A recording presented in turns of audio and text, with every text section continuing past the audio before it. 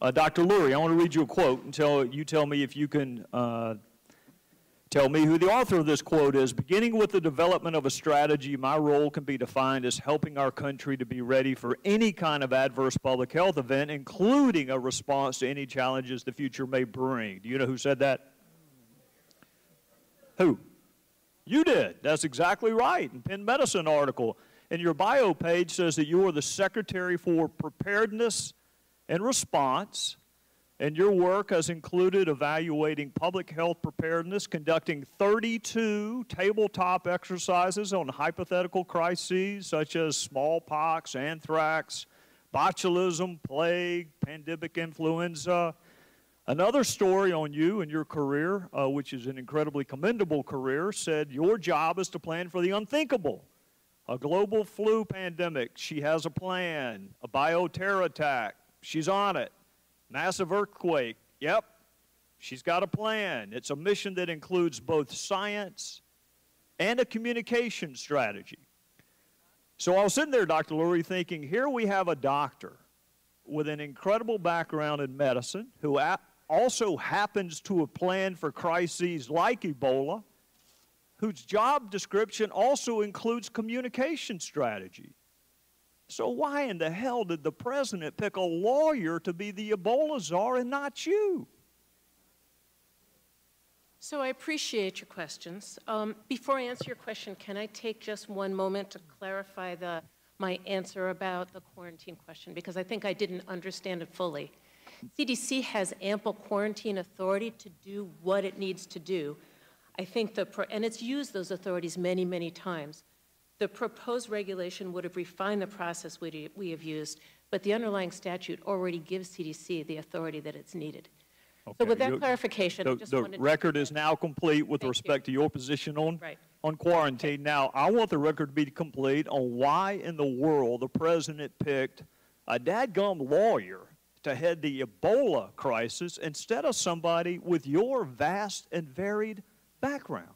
And I appreciate the vote of confidence. The role of the Ebola coordinator in the White House is a whole of government coordination role.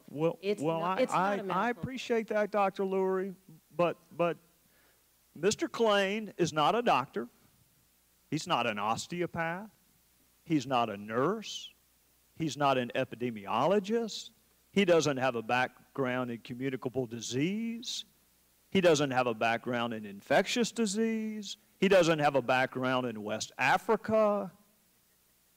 So how in the world is he the best person to be the Ebola czar and not you? And I don't want to hurt her career. I do not want to hurt Secretary Burwell's career, and I fear that I will by complimenting her. But she's an incredibly bright person. One of the more capable people I have met in the last 10 years is your boss, the Secretary of HHS. Now, we disagree, in fairness to her, on lots of policy, but she actually has a background through her work, the Gates Foundation, in global health. You're a doctor. I mean, if this were an outbreak of people who don't have wills in West Africa, or if this were an outbreak on contested elections in West Africa, then I'd say, yeah, go hire Mr. Klain. But it's not. It's a medical crisis. So why not you?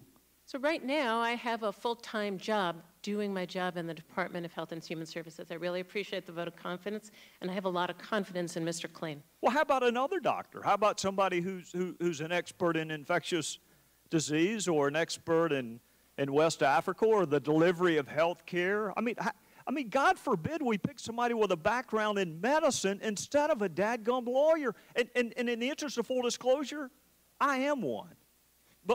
So with respect, I think that the role of the coordinator at the White House doesn't require a doctor.